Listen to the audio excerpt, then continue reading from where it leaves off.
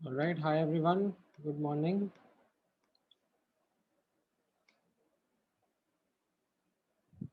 Yeah. Hi, Krishna. Hi, Sarvesh. Good morning, Sanyam. Good morning, Harsh. Good morning, Ishan.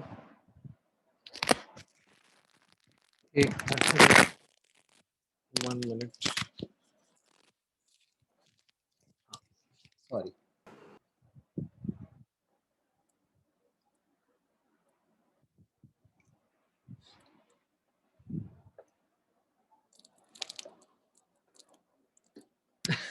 क्या कह रहे हो कृष्णा? क्या हो गया तुम्हें सुबह सुबह? क्या खा पी के आए हो तुम?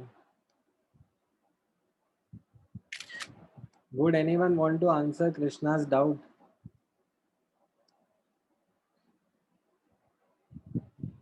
सुबह सुबह कृष्णा को मतलब कुछ ऐसे एग्जिस्टेंशियल क्वेश्चंस आ रहे हैं.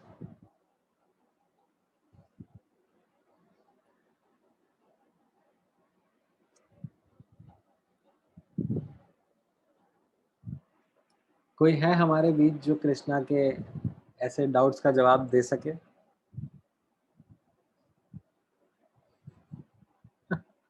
हॉकिंग्स की आत्मा आ गई इसके अंदर.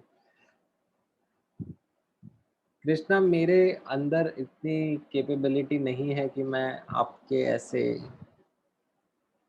फंडामेंटल डाउट्स को आंसर कर पाऊँ. I will need to refer you to some higher authority.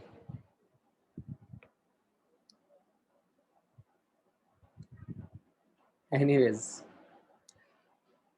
Coming back to her topic at hand, volumetric analysis में आई गेस आप ये सब कॉन्सेप्ट में आप कंफर्टेबल हो चुके हो, एटलीस्ट इतने कॉन्सेप्ट्स में.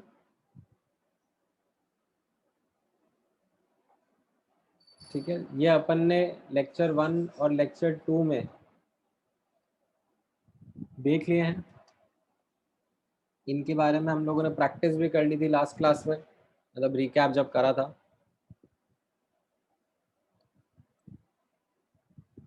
ठीक है, आज का अपना discussion will be focused on these concepts. N factor क्या होता है, उसकी कैलकुलेशन, इक्विवेलेंस कॉन्सेप्ट क्या रहता है, and will be introducing some more terms like equivalent weight, equivalence, normality. Right, ये सब चीज़ें हम लोग देखेंगे आज के डिस्कशन में. So let's begin our discussion for the day. Let's understand this next heading, that is equivalence concept. Now notice करना, equivalence concept के पहले हम लोगों ने mole concept पढ़ा था. ठीक है, long back. And you remember what was the background behind mole concept? Like equivalence concept के पहले मैं just as a quick note mole concept आपको याद दिलाना चाहूँ तो mole concept helped analyze reactions. कैसे help करा? Helped analyze reaction by establishing relationship between reactants and products. है ना? क्या रिलेशनशिप एस्टैब्लिश होता था?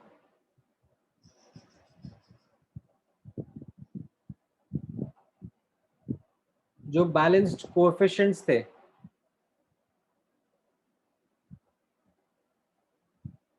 उनको यूज करके मोल्स अपॉन कोएफिशिएंट करा जाता था,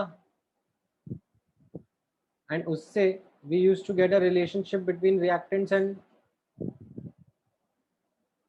प्रोडक्ट्स. याद है कि नहीं याद है? Do you remember mole concept और नॉट भाई? हाँ, साइमल्टेनियसली लिखते जाओ. राइट हर्ष?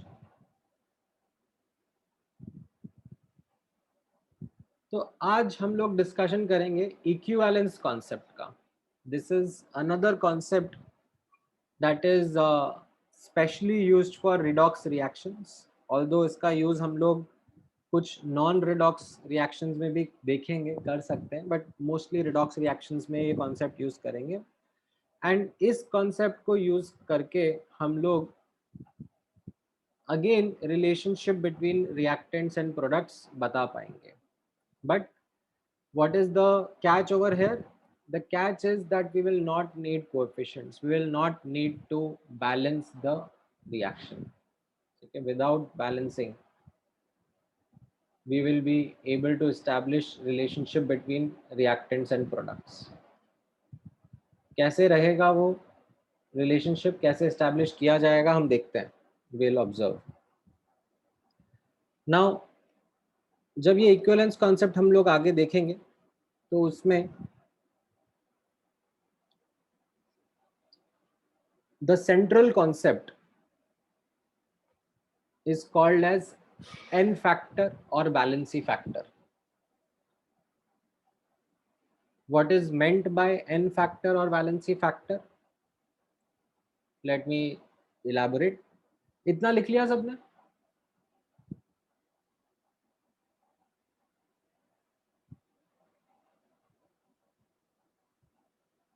फटाफट लिखो.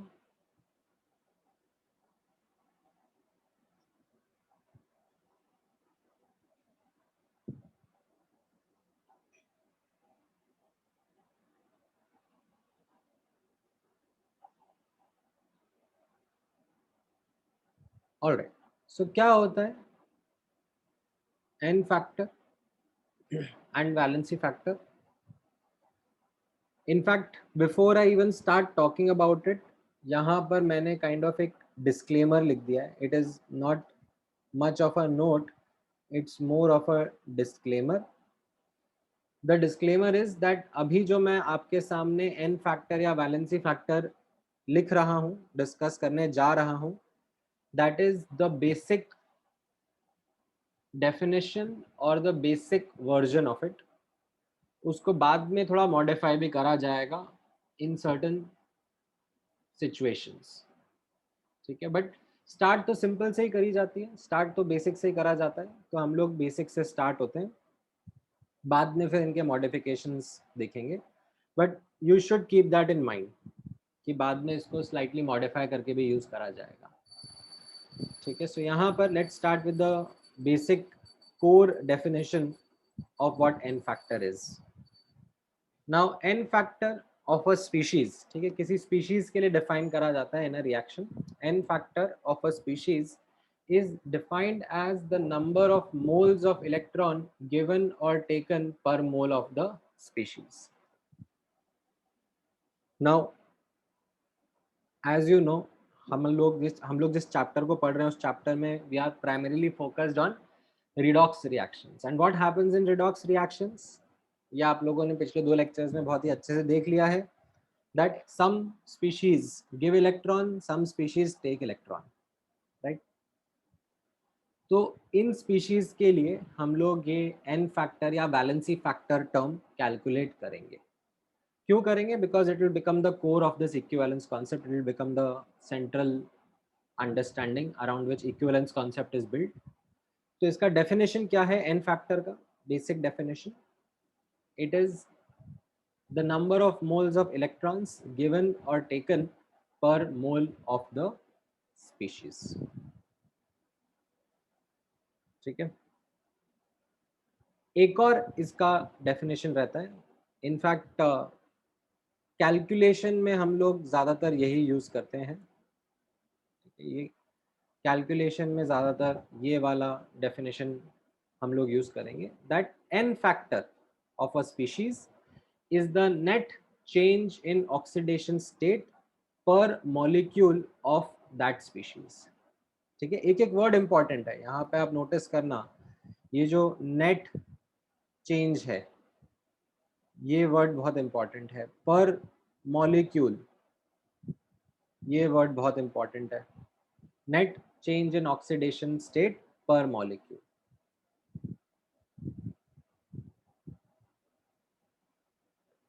ठीक है, समझ में आया?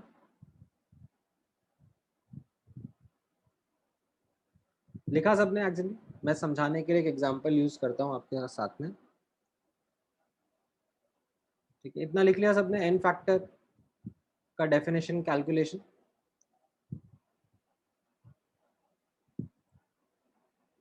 ठीक है, अब लेट्स से ये एग्जांपल है आपके सामने।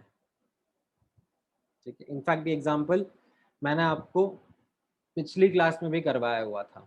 यू रिमेम्बर, ये बैलेंसिंग करवाई थी इस रिएक्शन की। ठीक है, इसमें क्या हो रहा था? Manganese was acting as an oxidising agent. Manganese खुद +7 से +2 में जा रहा था, एंड आयरन +2 से +3 में जा रहा था। आयरन ऑक्सीडाइज हो रहा था। Iron was acting as a reducing agent, right? अब यहाँ पर मैंने सब एलिमेंट्स के ऑक्सीडेशन स्टेट ऑलरेडी फटाफट लिखे हुए हैं, और जिनका चेंज हो रहा है उनको येलो हाइलाइटर से हाईलाइट करा हुआ है। ठीक है, आई होप दैट अब आप लोगों की इतनी प्रैक्टिस हो चुकी है based on the last 2 lectures, that आप किसी भी रिएक्शन के एलिमेंट्स के ऑक्सीडेशन स्टेट खटाखट फटाफट लिख पाते हो, और आइडेंटिफाई कर पाते हो कौन सा एलिमेंट ऑक्सीडाइज हो रहा है, कौन सा रिड्यूस हो रहा है। ठीक है, that is a fair enough expectation now. तो इसमें अगर मैं अब आपसे पूछूं रिडॉक्स स्पीशीज कौन सी हैं, तो can you see that this is a redox species, this is a redox species, these are redox species. इनके अंदर के जो एलिमेंट्स हैं they are undergoing a change in oxidation. बाकी स्पीशीज को मैं क्या बोलूंगा? What should be the name for बाकी का species?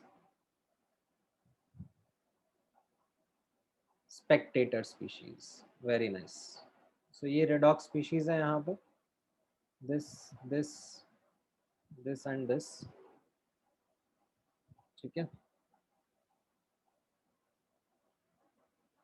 Rest can be called as spectators. तो अब यहाँ पे अपन नोटिस करते हैं, मैं आपको टास्क दे रहा हूँ कि मुझे इन सब रेडॉक्स स्पीशीज का एक एक करके एन फैक्टर बताओ। तो हम लोग एक एक करके नोटिस करना शुरू करते हैं। सबसे पहले ये KMnO4 से स्टार्ट करते हैं। KMnO4 में आप नोटिस करोगे पोटेशियम एंड ऑक्सीजन। ठीक है, within KMnO4 potassium and oxygen are spectator, they are not doing anything. Oxidation state किसकी वजह से चेंज हो रहा है? मैंगनीज का। कहां से कहां चेंज हो रहा है? +7 से +2। ठीक है, तो यहां पर what is the magnitude of change that is happening? ठीक है, मुझे प्लस माइनस साइन से मतलब नहीं है, I want to know magnitude of, as in ऐसे 7 से 2 जा रहा है तो चेंज जो होगा वो -5 बोला जाएगा, but I am not bothered about the sign of the change, I am only concern about the magnitude. तो 5 का चेंज हो रहा है। ठीक है, और इस KMnO4 में कितने एटम्स हैं मैंगनीज के? How many atoms are there per molecule? There is just 1 atom. तो नेट चेंज कितना हो गया per molecule? Net change in oxidation state was 5, so n factor of KMnO4 comes out to be 5. ठीक है, समझ में आया ये KMnO4 के लिए क्या करा गया है? ऐसे ही आप मुझे बाकियों का बता सकते हो, n फैक्टर कितना होगा? फेरस सल्फेट का बता दो कितना होगा? What will be the n factor of ferrous sulfate? You can see sulfur and oxygen aren't going in any change. It is iron which is undergoing a change of 1, and there is just 1 atom per molecule. What about manganese sulfate? What is going to be the n factor?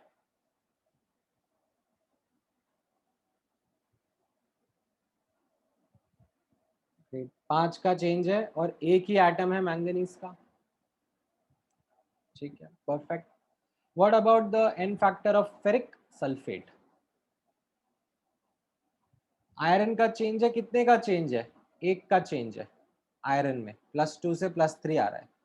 But definition क्या थी? Net change पर molecule. तो इस molecule में iron के आप notice कर रहे हो 2 एटम्स हैं. Can you see that? Iron के 2 एटम्स हैं, तो नेट चेंज 2 का हो गया ना per molecule. So that is your N factor और valency factor of ferric sulphate.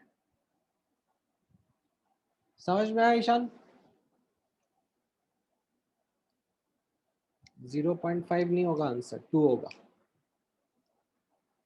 Alright, एक बेसिक आइडिया लगा आपको.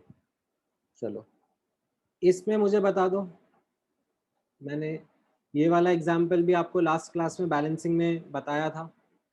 आपने इसकी भी बैलेंसिंग करी थी बेसिक मीडियम में, बट अभी I am not asking you to do the balancing. I have in fact helped you यहाँ पर by writing the oxidation states. तो जो भी रेडॉक्स स्पीशीज है उनके एन फैक्टर मुझे फटाफट बताते जाओ. हाँ, मैं ऊपर वाला एग्जाम्पल आपको कॉपी करने दे देता हूँ, या आप कॉपी करो. उप्स. हाँ, और बाकी लोग फिर इसके आंसर बताते जाओ.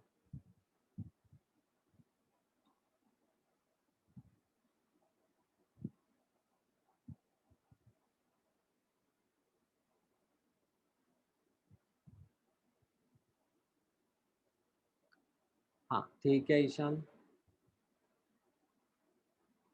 ठीक है सर्वेश. राइट संयम.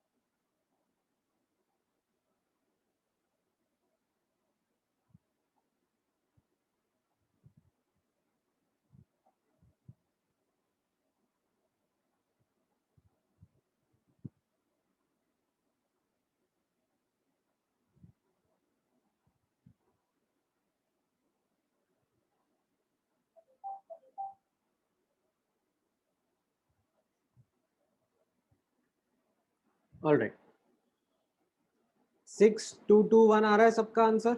सॉरी, 6226. लास्ट में भी 6 रहेगा ना श्रव्या? मतलब आपको ऑक्सीडेशन स्टेट नहीं, चेंज इन ऑक्सीडेशन स्टेट दिखना ना. +7 से +1 गया, 6 का चेंज आया.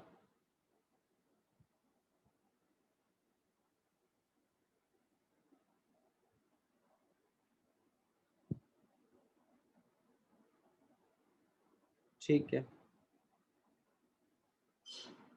अच्छा, एक और एग्जाम्पल में बता दो, इसमें बता दो मुझे. ठीक है, इसमें मैंने पूरा पूरा रिएक्शन नहीं लिखा है. I am not focusing on spectators. I have just written in this वे.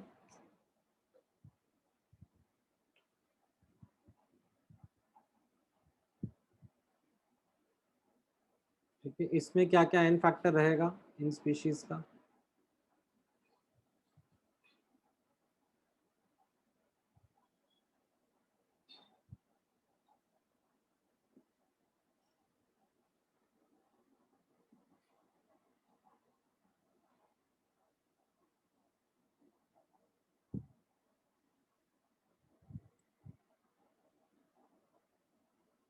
हाँ ठीक है ईशान. ठीक Sarvesh.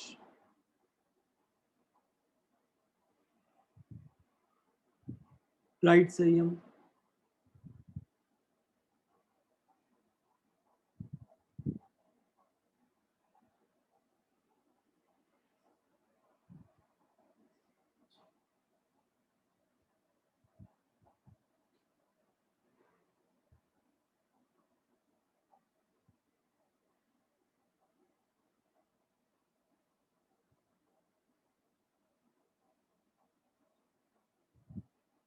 Right Shravya,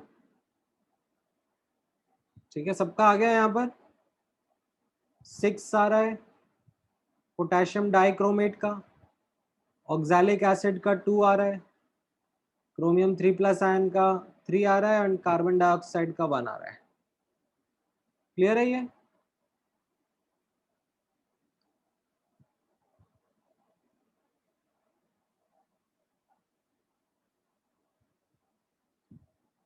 N factor कैसे निकाला जा रहा है, समझ में आ रहा है सबको? ठीक है, एक आध एग्जाम्पल और कर लेते हैं।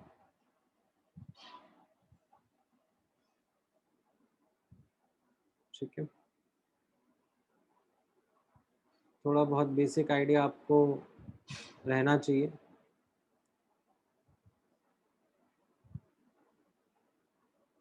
जैसे फॉर एग्जांपल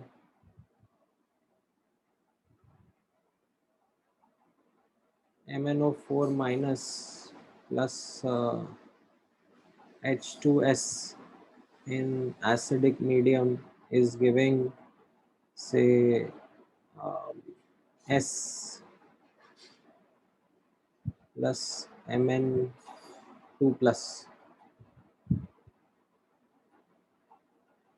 तो क्या रहेगा आपका answer?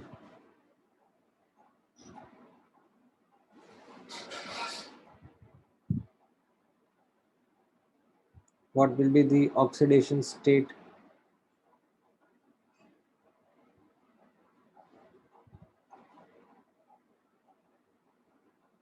What will be the N factor?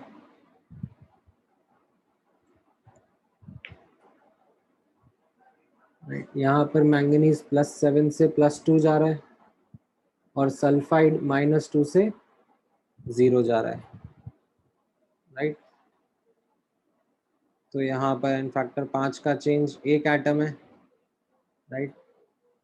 यहाँ पर 2 का चेंज 1 एटम है, यहाँ पर भी 2 का चेंज 1 एटम है, और यहाँ पर 5 का चेंज 1 एटम है। ठीक है, समझ में आने लग गया ये basics of n factor calculation? चलो ठीक है। नाउ विद दिस अब हम लोग इक्विवेलेंस कॉन्सेप्ट को थोड़ा और इलैबोरेट करते हैं। हमें एन फैक्टर समझ में आएगा तो हम लोग अब इस इक्विवेलेंस कॉन्सेप्ट के बारे में फर्दर बातें कर पाएंगे। नाउ मोल कॉन्सेप्ट और इक्विवेलेंस कॉन्सेप्ट जो है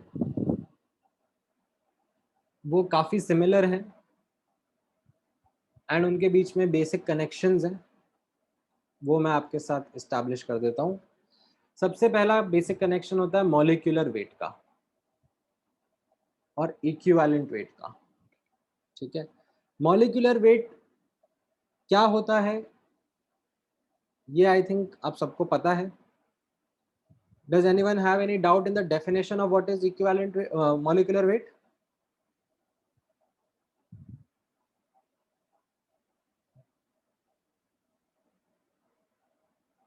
क्या होता है molecular weight? Mass of one molecule in AMU. ठीक है, that is a simple definition of molecular weight. अच्छा, equivalent weight क्या होता है, इसका definition notice करते हैं। ठीक है, molecular weight का एक और definition आप ये लिख सकते हो, it is the mass in grams of 1 mole of substance. यहाँ पर equivalent weight में इसका definition रहता है equivalent weight का, it is the mass in gram of substance which gives or takes 1 mole of electron.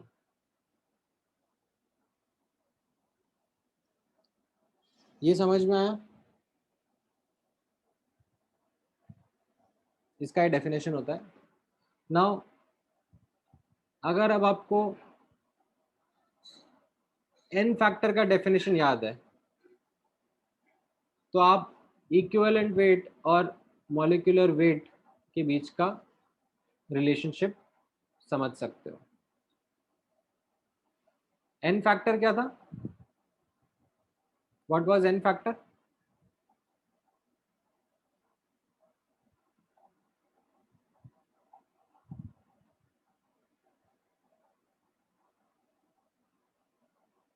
n factor of a substance is the moles of electron given or taken by 1 mole substance. ठीक है, तो वहां से आपको ये relationship I think काफी clearly समझ में आएगा.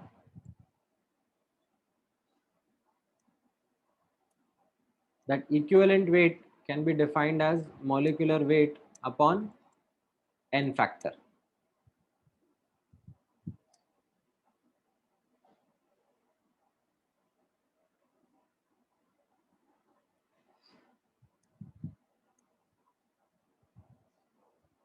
कैसे समझ में आ पा रहा है ये relationship? Are you able to derive it clearly based on these definitions? मैं आपके लिए डिराइव भी कर देता हूँ अगर आपको थोड़ा बहुत डाउट आ रहा हो तो. सिंपल यूनिटरी मेथड वाली चीजें देखो.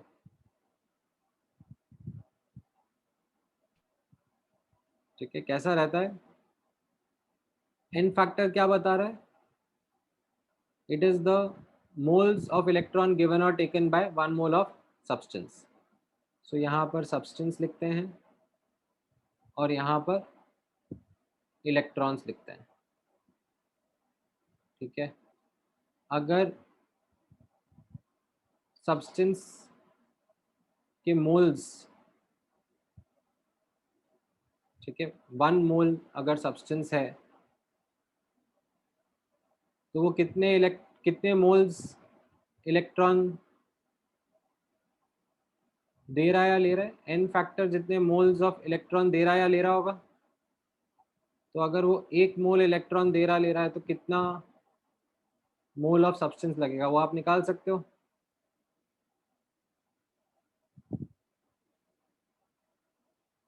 है ना? 1 मोल इलेक्ट्रॉन देने लेने के लिए जितना सब्सटेंस लगेगा आप वो निकाल सकते हो. और फिर आपको उसका मास निकालना है. राइट, ये मोल्स हैं, इसका मास निकालना है. तो मास कितना हो जाएगा? Moles into molecular weight, and this is what we are calling as equivalent weight. तो इक्विवेलेंट वेट आ गया ना आपका molecular weight upon n factor. समझ में आया सिंपल रिलेशनशिप कैसे आया बिटवीन दीज टू? ठीक है, डिराइव नहीं भी करना है तो भी मतलब ऐसा कुछ नहीं कि डेरिवेशन में जाओ, डेफिनेशंस है जिनसे चल रहा है सब काम. आप याद भी रख लोगे तो बहुत सिंपल है.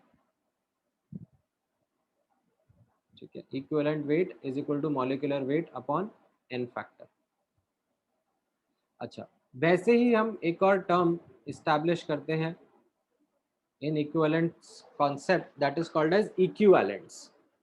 It is analogous to moles. Mole concept में मोल्स क्या होता था? मास अपॉन मॉलिक्यूलर वेट.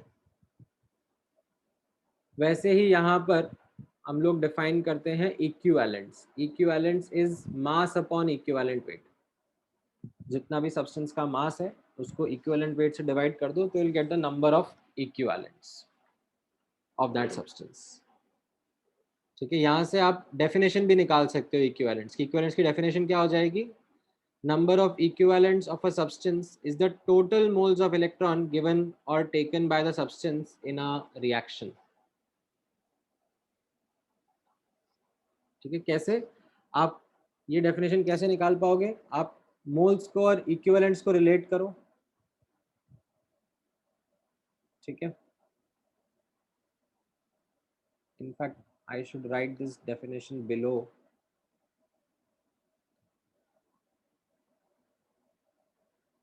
ठीक है, यहाँ पर अगर आप मोल्स और इक्विवेलेंट्स को रिलेट करो using equivalent weight is equal to molecular weight upon n factor, तो ये रिलेशनशिप मिल रहा है दोनों के बीच का.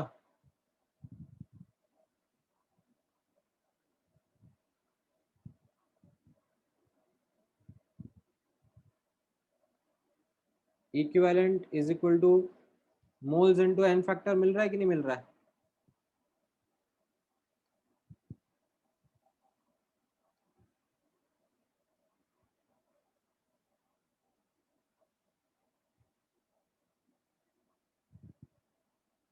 लिख पा रहे हैं, रिलेशनशिप देख पा रहे हैं सब?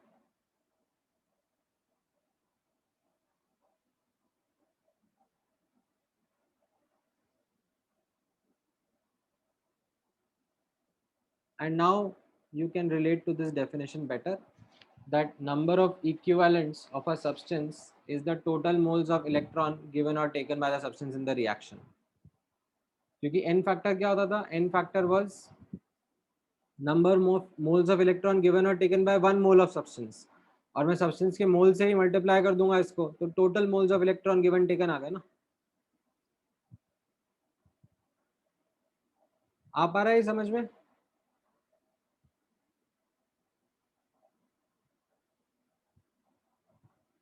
ठीक है, great.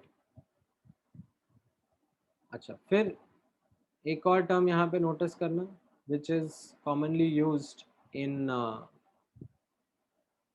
Equivalence concept, that is called normality.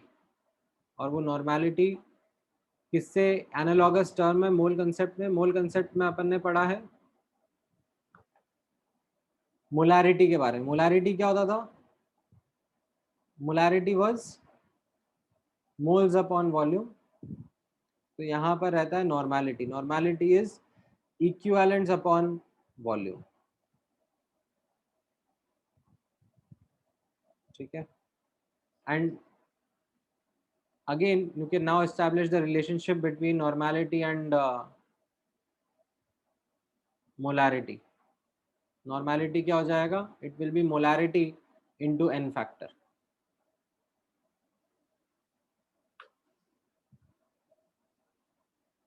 ठीक है. तो ये तीनों टर्म्स, इक्विवेलेंट वेट, इक्विवेलेंट्स और नॉर्मेलिटी, ये तीन नई टर्म्स मैंने आपके सामने डिफाइन करी है. और मूल कंसेप्ट में what they are analogous to वो भी मैंने बताया है, और उनके बीच का रिलेशनशिप भी आपको समझाया है. एंड इन सब को आपस में जोड़ता है एन फैक्टर. ठीक है, ये लिख लो फटाफट.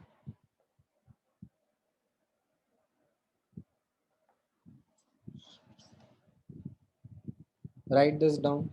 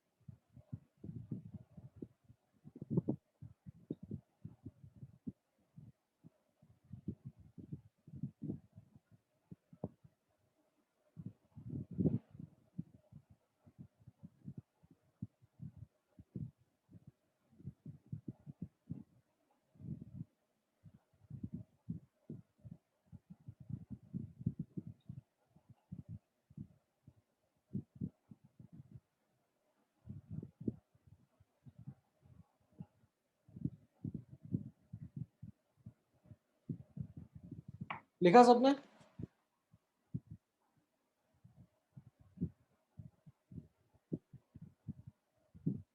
ठीक है, लिख लो. एक और मिनट ले लो.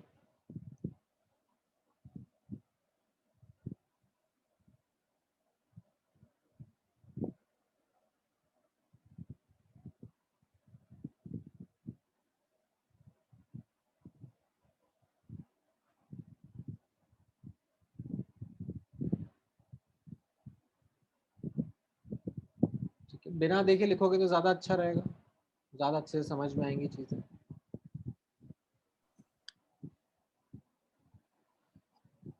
ऑलराइट, हो गया, आगे बढ़े अब.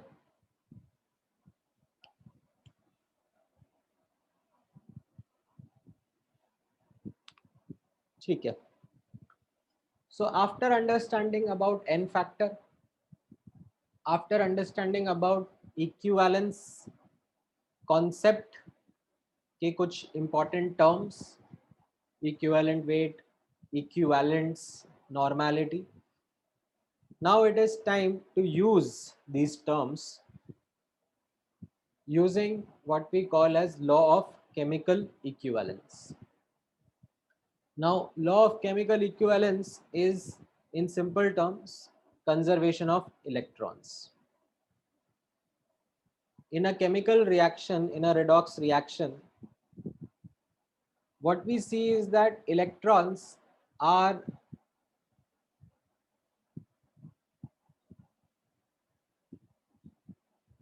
getting conserved, like they get exchanged. They go from one species to another species,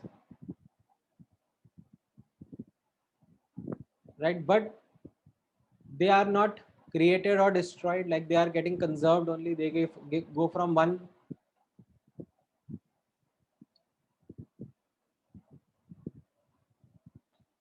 species to another species, yes, right? So we can write,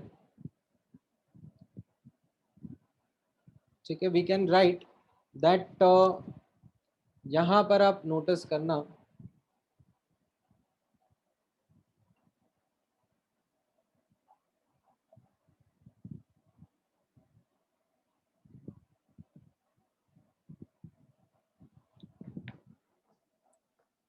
I can I can write law of chemical equivalence in the following way: total moles of electron, ठीक है, total moles of electron given, देता कौन है? Electrons. Reducing agent देता है कि oxidising agent देता है? Who gives electron? reducing agent. So total moles of electron given by reducing agent is going to be equal to total moles of electrons taken by oxidizing agent, है कि नहीं? And what is it that we have just studied as total moles of electrons given or taken? क्या होते हैं? अभी थोड़ी देर पहले मैंने बताया था, total moles of electron given or taken by a substance को हम लोग क्या कहते हैं? Equivalents. So we can write over here equivalents of reducing agent is equal to equivalents of oxidizing agent.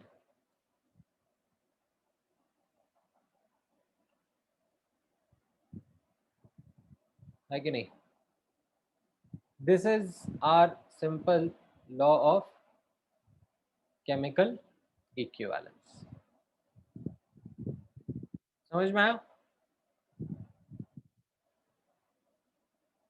तो अगर हम इसको लेट्स से एक एग्जांपल पे अप्लाई कर रहे हैं,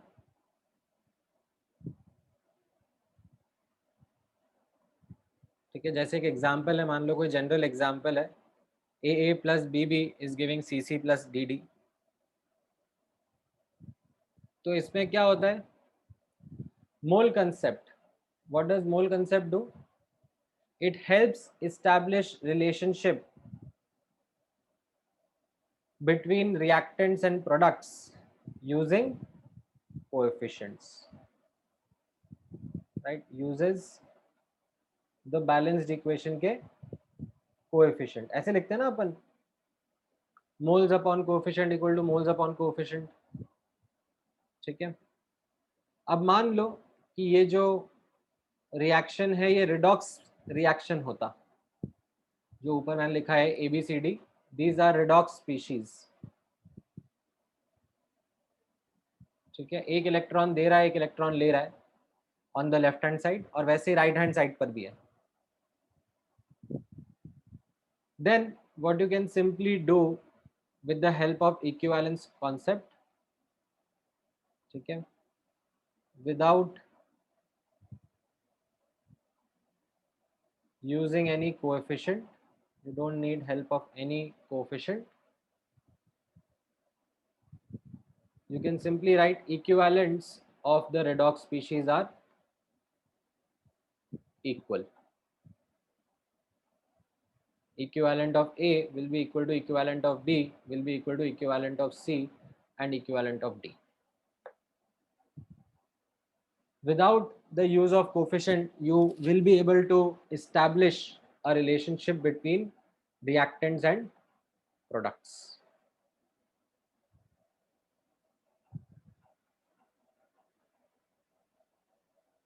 ठीक है, एक एग्जाम्पल के थ्रू मैं आपको और अच्छे से इसका डेमोन्स्ट्रेशन देता हूँ. ठीक है, आपको समझ में आएगा. मैं एक दो एग्जाम्पल्स के थ्रू आपको समझाता हूँ. पहले आप इतना लिख लो.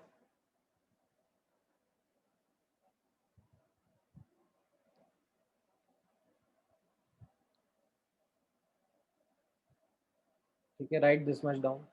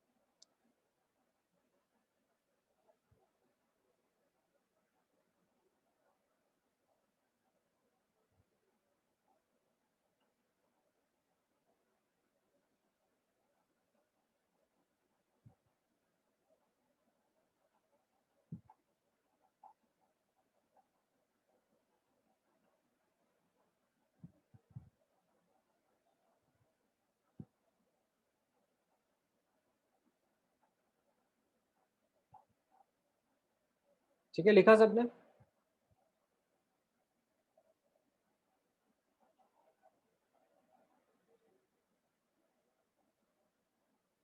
ओके, तो अब अपन इसको एक एग्जांपल के थ्रू ऑब्जर्व करते हैं. सेम एग्जांपल लेते हैं. थोड़े टाइम पहले लास्ट क्लास में ये फेरस सल्फेट और KMnO4 का रिएक्शन मैंने बैलेंस करवाया था आपसे, और ये इसके कोएफिशिएंट्स थे. ठीक है, these were the balanced coefficients. Directly use कर रहा हूं मैं यहाँ पर. ठीक है, नाउ अब इसमें अगर मुझे रिलेशनशिप लिखना है मोल कंसेप्ट के ऊपर बेस्ड, तो मैं इस तरीके से रिलेशनशिप लिख सकता हूँ. Moles of FeSO4 consumed upon its coefficient is equal to moles of KMnO4 consumed upon its coefficient is equal to moles of Fe2SO4 whole thrice upon its coefficient is equal to moles of MnSO4 produced upon its coefficient. है ना? This is mole concept helping me establish a relationship between reactants and products. Right? अब notice करना equivalence concept मुझे कैसे help कर रहा है. So I notice, ठीक है, यहाँ पे मैं बैलेंस्ड कोएफिशिएंट्स हटा देता हूँ. I don't need any balanced coefficients. I am focusing on the redox species and I calculate their n factor. Right, ये एन फैक्टर अभी थोड़ी देर पहले अपन ने निकालना सीखा था. राइट, और इक्विवेलेंस कॉन्सेप्ट हमें क्या कह रहा है? इक्विवेलेंस कॉन्सेप्ट कह रहा है दैट इक्विवेलेंट्स इनके बराबर बराबर होंगे. तो मैंने लिख दिया equivalents of KMnO4 is equal to equivalents of FeSO4 is equal to equivalents of Fe2SO4 whole thrice is equal to equivalents of MnSO4.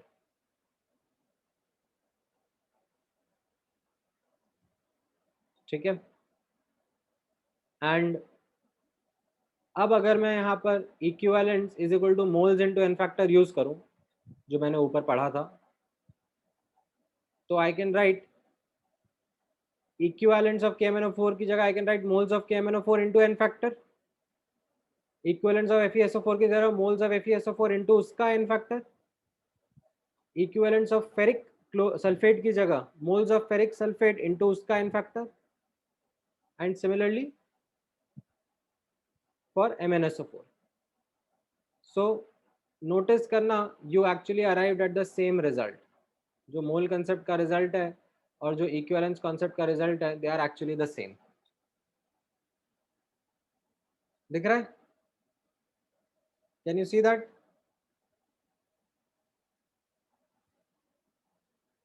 So how equivalence concept is helping you?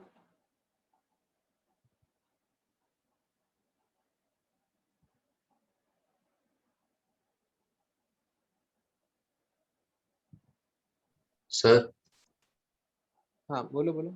Sir same कैसे आया, मतलब समझा नहीं. ये वाला relationship और ये वाला रिलेशनशिप सेम ही तो है ना. दिस रिलेशनशिप, एक मिनट, ये रिलेशनशिप जो मोल कंसेप्ट से हमने लिखा और ये रिलेशनशिप जो हमने इक्विवेलेंस कॉन्सेप्ट से लिखा, ये दोनों सेम नहीं है? हाँ सर. ओके. तो इसमें यस, हमारा टाइम काफी बचता है. We don't need to really balance a lot of reaction. We can be much faster in terms of establishing the relationship between reactants and products. ठीक है, क्लियर है?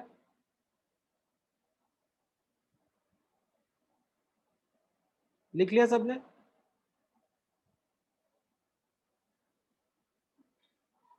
जिन्होंने लिख लिया है अच्छी बात है, जिन्होंने नहीं लिखा है वो लिखो. एंड बाकी लोग फिर ये वाला क्वेश्चन सॉल्व करो.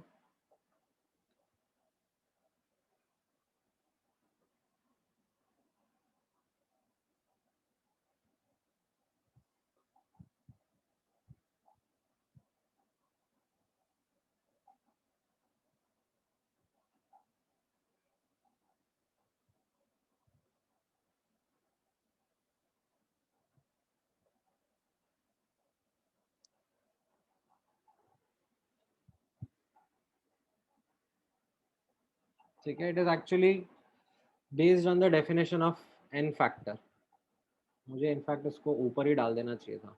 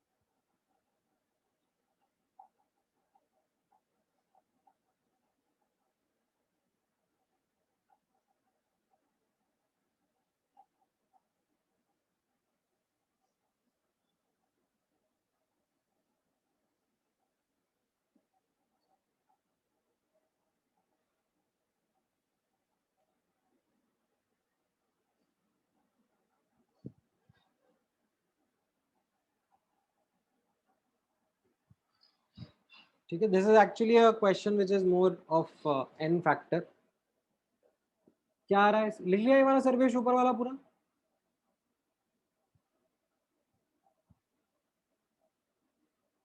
ठीक है, तो फिर ये वाला क्वेश्चन का आंसर बताओ. चलो अब इसमें आपके लिए मेरा हिंट यही है that it is definition of n factor is being used over here.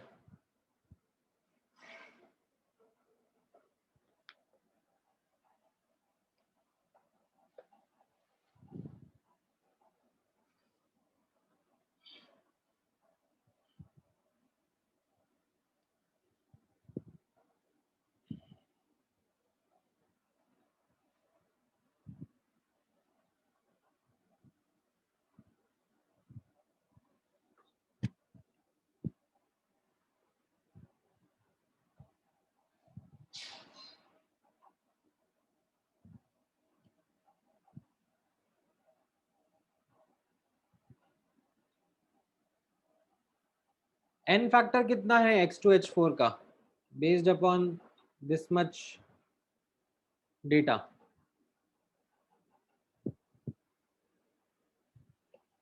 n factor 10 है, राइट? तो based on this you can say fundamental definition, जो कोर डेफिनेशन था n फैक्टर का, उसके ऊपर बेस्ड n फैक्टर का वैल्यू आपने 10 निकाल लिया, ठीक है?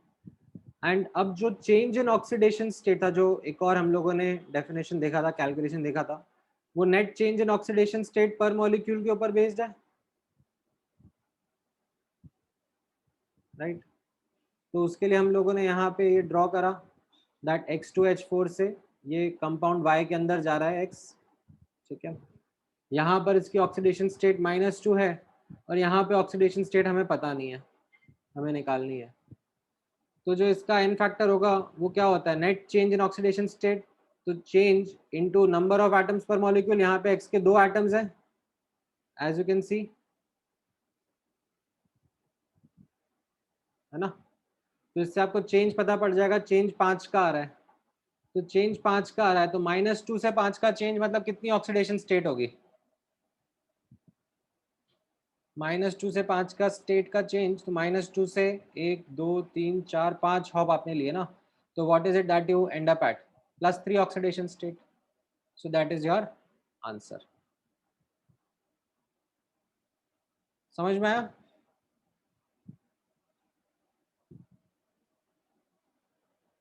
ठीक है, ये क्वेश्चन एक्चुअली यहाँ पर पूछने की जगह मुझे पहले ही पूछना चाहिए था, जब मैं n फैक्टर के बारे में बात कर रहा था, वहां पे डाल देता हूँ इस क्वेश्चन को मैं,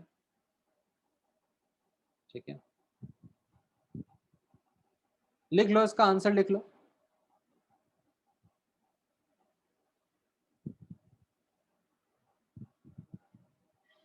हाँ हाँ, बुकलेट से ही है, बुकलेट में HA1 में होगा आई थिंक, HA1 में। अब रुको, बता देता हूँ तुम्हें क्वेश्चन नंबर।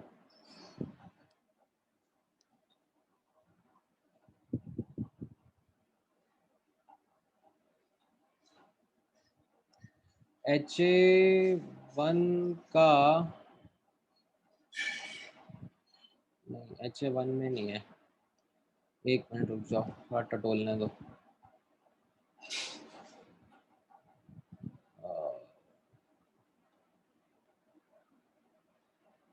कहाँ पर है ये? बुकलेट में शायद था यार, बुकलेट में ये क्वेश्चन।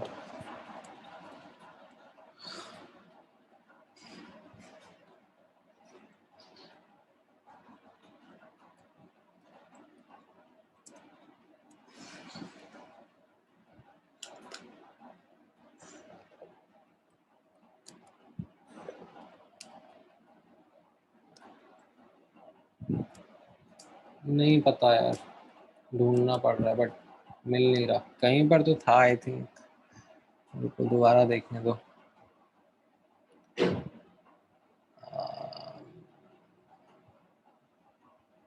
हाँ, ये रहा HA1 का क्वेश्चन नंबर 6,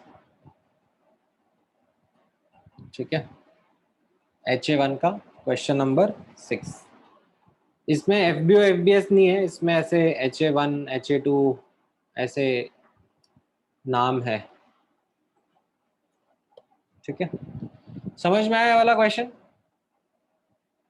ठीक है, ऑल्दो इसकी सही जगह ऊपर कहीं पर डालनी पड़ेगी, ठीक है? इट शुड बी, जब हम लोग n फैक्टर का कैलकुलेशन कर रहे थे, यहाँ पे डाल देना चाहिए मुझे।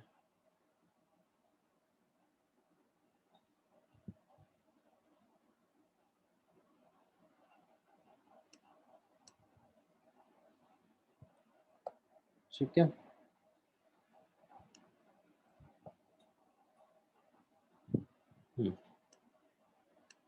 ऑलराइट। अब एक और नेक्स्ट क्वेश्चन आप करो based upon this thing.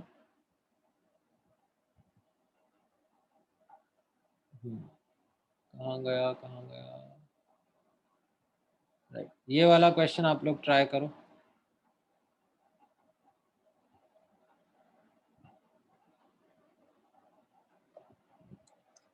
In the following reaction, how many grams of KMnO4 should be taken if 0.5 liter of 0.2 N, 0.2 N मतलब नॉर्मेलिटी,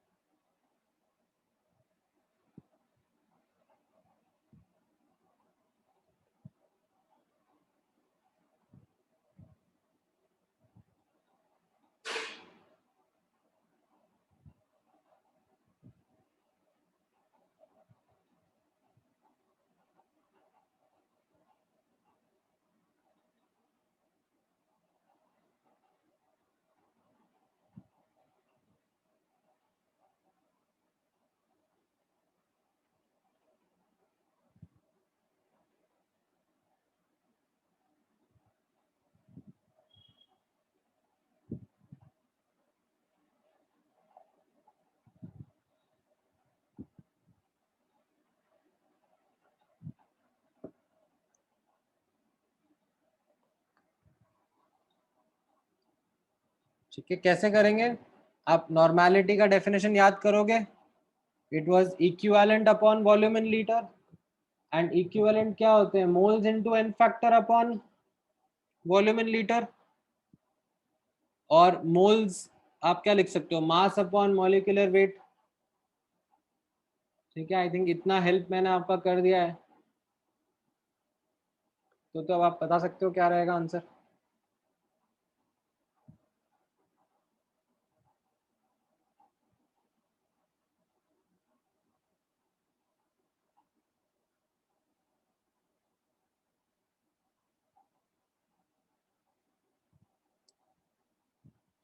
मैंगनीज का एटॉमिक मास 55 होता है, 55।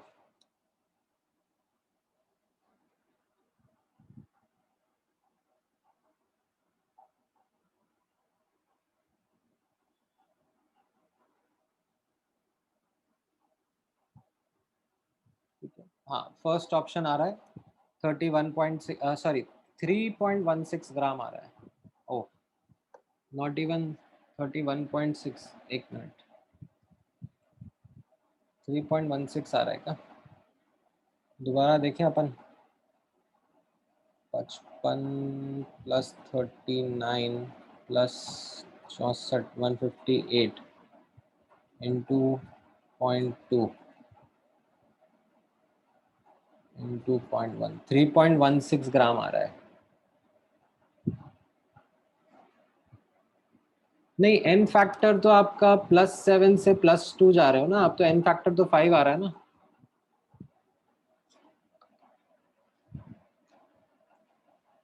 ठीक है, सो एक्चुअली 31.6 नहीं है, 3.16 ग्राम होना चाहिए था। ठीक है, एनीवेज, समझ में आया वाला क्वेश्चन भी? Is this question clear?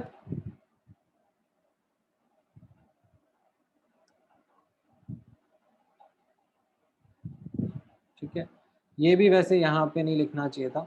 This was also a question which we should have written जब हम लोग वो टेबल बनाए थे, उसके नीचे प्रैक्टिस करवाना चाहिए था ये यहाँ पर। ठीक है, क्योंकि यही वाले कॉन्सेप्ट हमने इमीडिएटली देखे थे।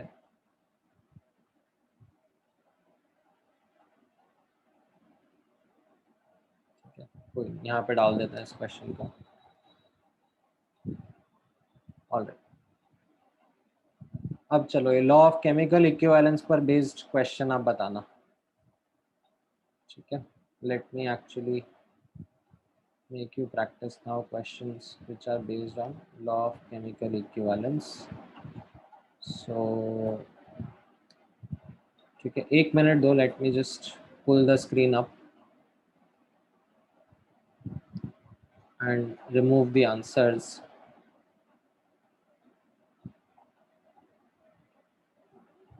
और इसमें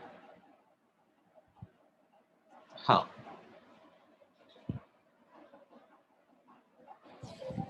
चलो ठीक है, इस क्वेश्चन का आंसर बताओ।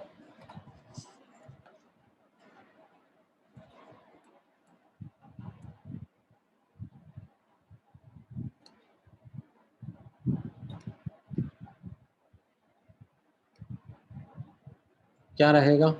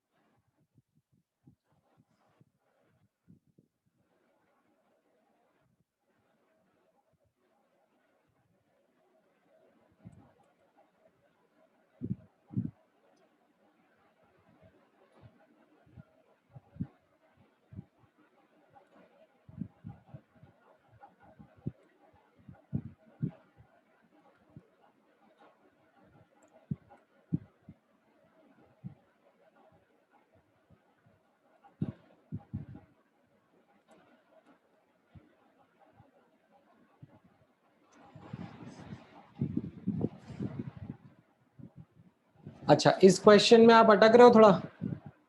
क्यों अटक रहे हो? आपको रिएक्शन नहीं पता पड़ रही ना। ठीक है, तो मैं थोड़ा सा हिंट दे देता हूं। This is the reaction. ठीक है, वैसे ये वाला रिएक्शन आपसे एक्सपेक्टेड था। क्यों एक्सपेक्टेड था? क्योंकि याद है मैंने लास्ट क्लास में बोला था आप लोगों को एक list of common oxidising agents, reducing agents बताए थे, याद है? एक बार लेके जाता हूं मैं आपको। लास्ट क्लास में अपन ने ये list of common oxidising agent, reducing agent देखा था।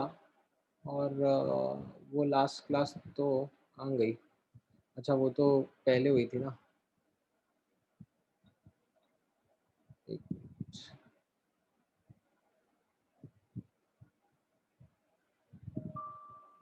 यहाँ पे नहीं, यहाँ पे कहीं पे हुई थी जिसमें हम लोगों ने आयोनिक इक्विलिब्रियम के बाद में वॉल्यूमेट्रिक स्टार्ट करा था। यहाँ पे भी नहीं था।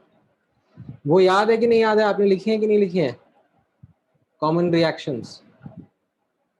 तो इसमें याद करो, देखो ये पोटेशियम डाइक्रोमेट या पोटेशियम डाइक्रोमेट में मैंने कैसा बताया था, ये ऑक्सैलिक एसिड में कैसा था?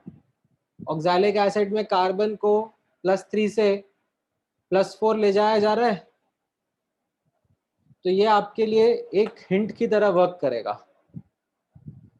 कि अगर मैं ऐसे ही फॉर्मिक एसिड में को पोटेशियम डाइक्रोमेट के साथ रिएक्ट कराऊंगा तो वो क्या करेगा? डाइक्रोमेट खुद +6 से +3 जाएगा और जो वो एसिड में कार्बन प्रेजेंट है उसको CO2 में लेके जाएगा।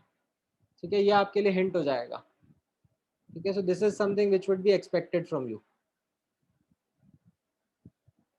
कि आप बताओगे। चलो ठीक है, अगर आप नहीं बता पाए तो मैंने बता दिया, चलो आपकी थोड़ी सी हेल्प कर दी मैंने। अब बताओ, अब तो बता सकते हो आंसर।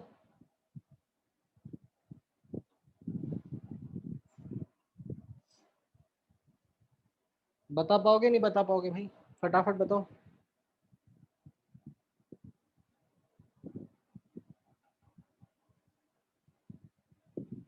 बैलेंसिंग की जरूरत नहीं है ना मुझे सर्वेश, इक्विवेलेंस कॉन्सेप्ट लगाना है।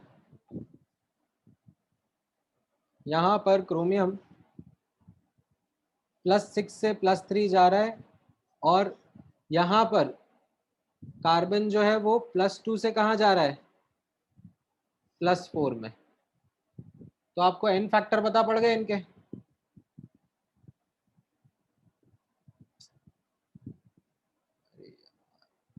ठीक है, आपको एन फैक्टर पता पड़ गए इनके क्या क्या है। तो अब आप इन दोनों की इक्विवेलेंस इक्वेट कर सकते हो। Equivalent of K2Cr2O7 is equal to equivalent of formic acid, and equivalents होते हैं मोल्स इनटू एन फैक्टर। तो आपका आंसर आ गया। समझ में आया?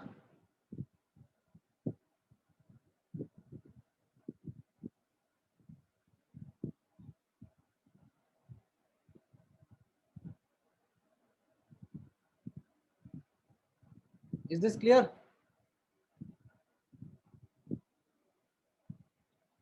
चलो एक और क्वेश्चन बता दो, ये वाला क्वेश्चन बताओ। चलो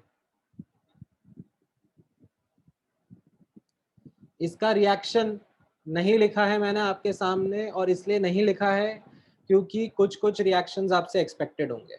ठीक है, आपको अभी नहीं आते हैं क्योंकि आपने बैठ के रट्टा थोड़ा ना लगा लिया है, but that is okay. At least go back in your notes, see KMnO4 और ऑक्सैलिक एसिड का रिएक्शन क्या था। ठीक है, एसिडिक मीडियम में what happens, and then based on that comment and get the answer.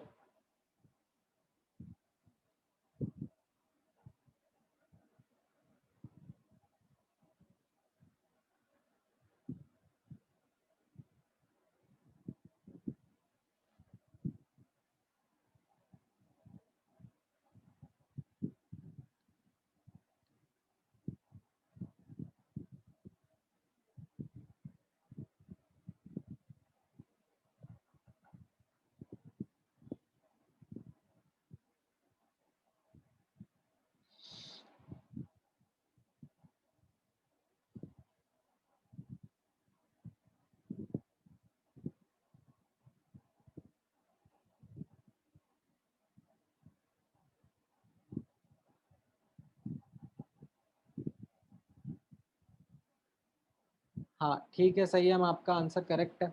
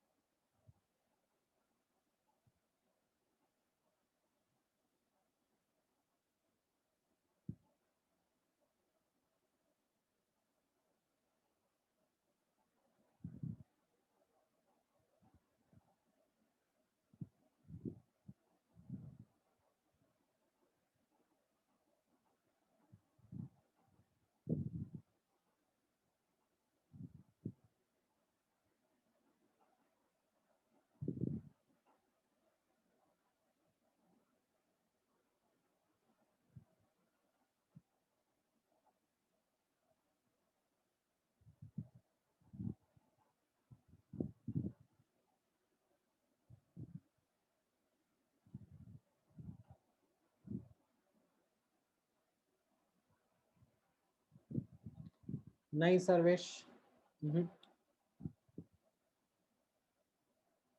Not correct. देखो देखो reaction जाके देखो नोट्स में, ये होगा reaction.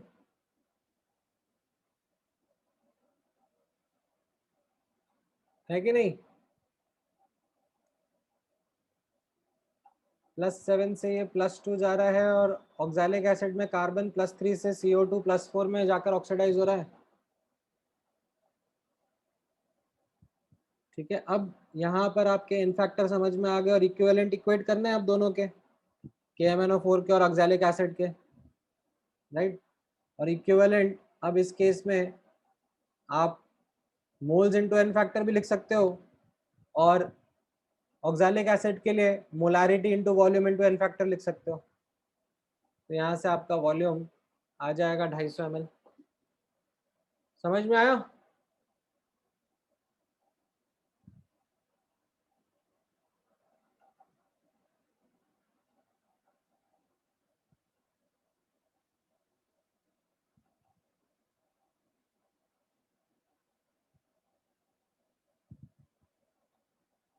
Is this clear?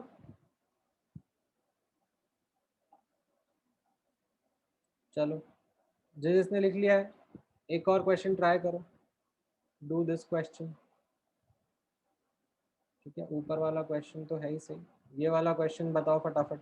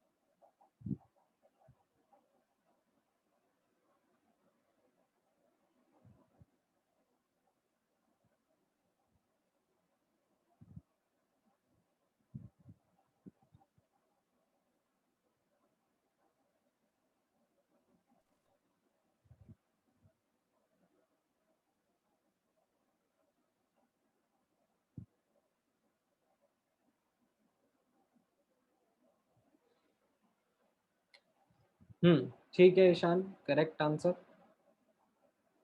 Reaction देखो आपसे एक्सपेक्टेड है, तो आपको नहीं आता है अभी, that's okay, go back to that common reactions of this reagent, see उसमें if you are able to figure out the reaction। ठीक है, ये मिल रहा है रिएक्शन आपको। आयरन जो है वो +2 से +3 ऑक्सीडाइज हो जाएगा।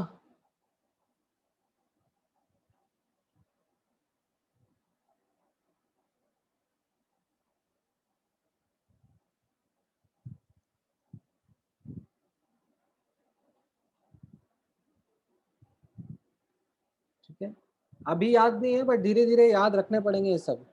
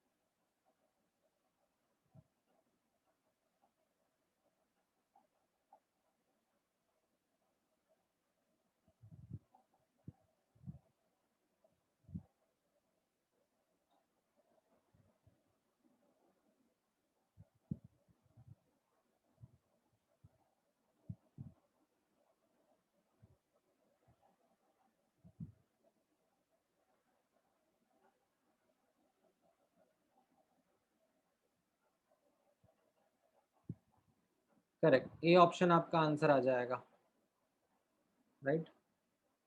सिंपल है।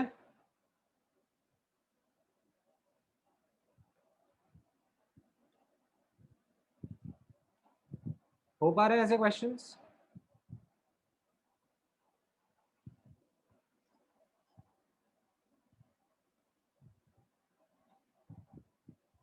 चलो ग्रेट, थोड़ा सा और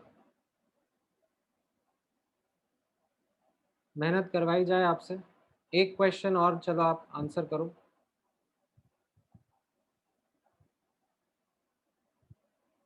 ठीक है, और इस क्वेश्चन को आप मोल कंसेप्ट से या इक्विवेलेंस कंसेप्ट से, दोनों से आंसर कर सकते हो। ठीक है, हिंट मैंने आपको ऊपर दी है, दिस इज द हिंट जो येलो में इतना सारा हाईलाइट करके दिया है। बाकी चलो आप सोचना शुरू करो।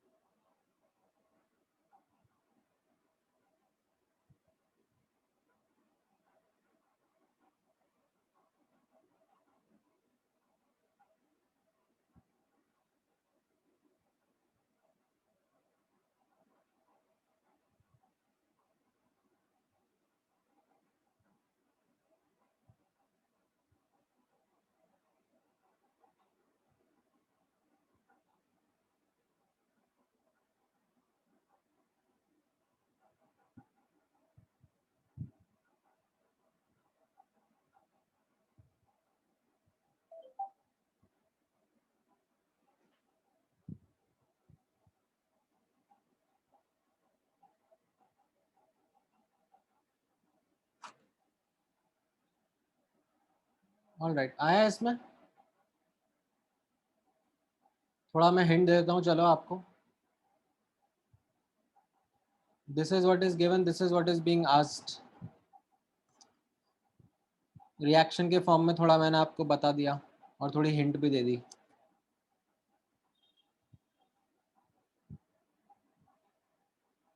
किस किस के इक्विवेलेंट इक्वेट करने चाहिए मुझे based on the information that is given?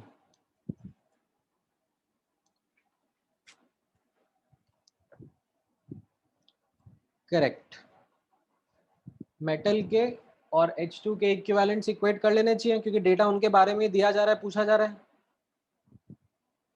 Right? तो यहाँ पर इक्विवेलेंट ऑफ मेटल को तो मैं मास अपॉन इक्विवेलेंट वेट लिखता हूँ। Let me use that version. ठीक है, ये वाला वर्जन मैं यूज करूंगा मास अपॉन इक्विवेलेंट वेट का, क्योंकि मास दिया, इक्विवेलेंट वेट पूछा है।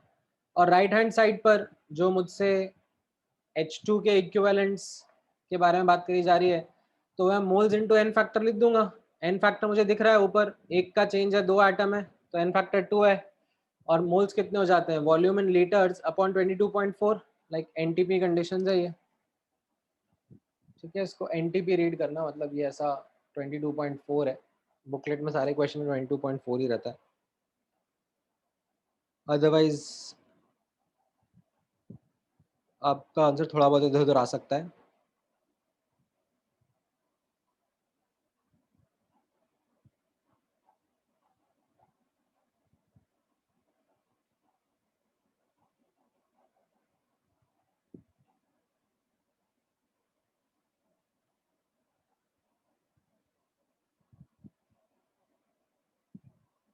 Is this clear?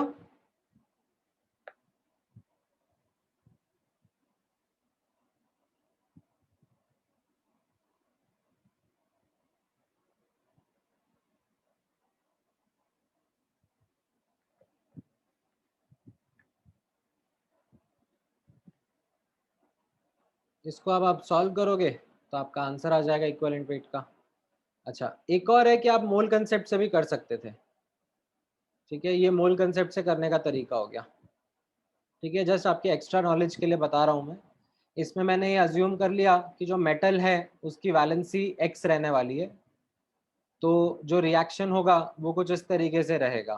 ठीक है, एसिड भी मैंने HCl अज्यूम कर लिया, तो metal plus HCl is going to give you MClX, right, क्योंकि क्लोरीन की वैलेंसी 1 रहती है और मेटल की वैलेंसी x है, राइट, ऑक्सीडेशन स्टेट x है, तो ये MClX बनेगा। और फिर मैंने इस इक्वेशन को बैलेंस कर लिया x के टर्म्स में, और फिर moles upon coefficient equal to moles upon coefficient करा, और उससे भी मेरा आंसर आ जाएगा। ठीक है, that is also a way in which you can get the answer. ठीक है, आपको m की वैल्यू नहीं आएगी, आपको x की वैल्यू नहीं आएगी, बट जो आपसे पूछा है m अपॉन x जो इक्विवेलेंट वेट है वो आपका आ जाएगा। ठीक है, ये मोल कंसेप्ट से करने का तरीका हो गया। ठीक है, ये भी आप नोटिस करना, एटलीस्ट आपको एक आइडिया रहना चाहिए दैट आप ऐसे क्वेश्चन को मोल कंसेप्ट से भी कर सकते हो। You would need to balance the reaction and then appropriately follow the next steps.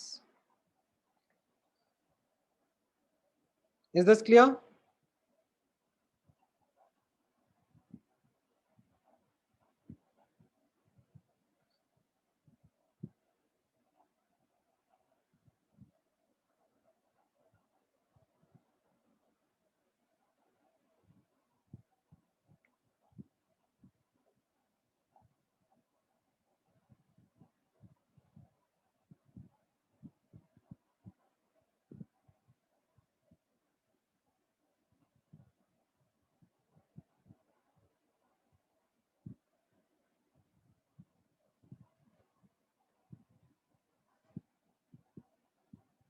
चलो ठीक है, आज के लिए इतना डिस्कशन काफ़ी है। ठीक है, इसके ऊपर बेस मैं आपको थोड़े बहुत क्वेश्चंस दूंगा, ट्राई करना हुआ आप। ठीक है, देन मंडे की क्लास में हम लोग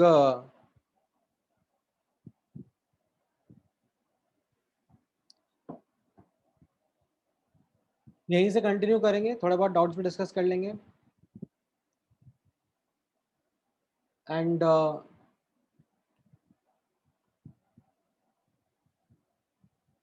हाँ हाँ, ये ClO4 माइनस वाला एग्जाम्पल कॉपी करना है तुमको, ये वाला कर लो, इसमें क्या दिक्कत है। ठीक है, और किसी को कोई डाउट है? Any other question anyone wants to ask?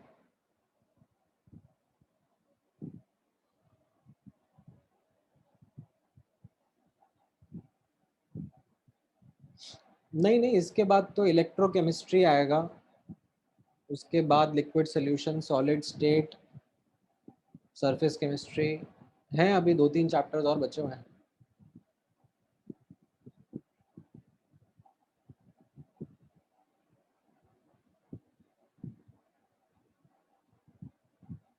हाँ, नहीं मैं कराऊंगा ना, इलेक्ट्रोकेमिस्ट्री करेंगे अपन लोग, थोड़ा बड़ा चैप्टर है बट पढ़ेंगे अच्छे से।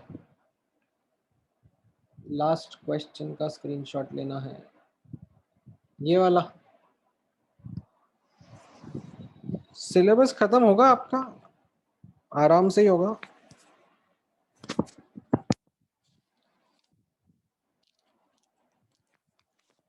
ऐसा जल्दबाजी में नहीं होगा।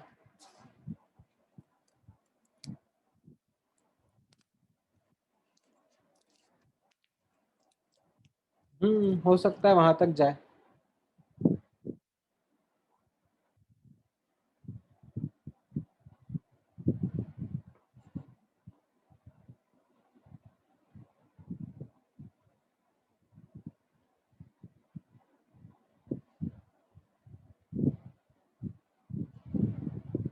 ठीक है,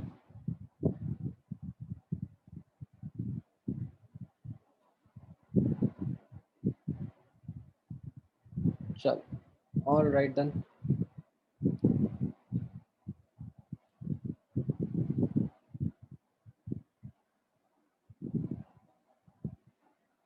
नहीं नहीं, 1-2 महीने क्यों, 3 महीने के आसपास में हो जाएगा।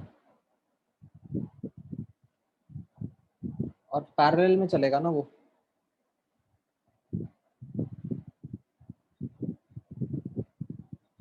ठीक है, चलो, ऑल राइट, ठीक है, थैंक यू गाइस,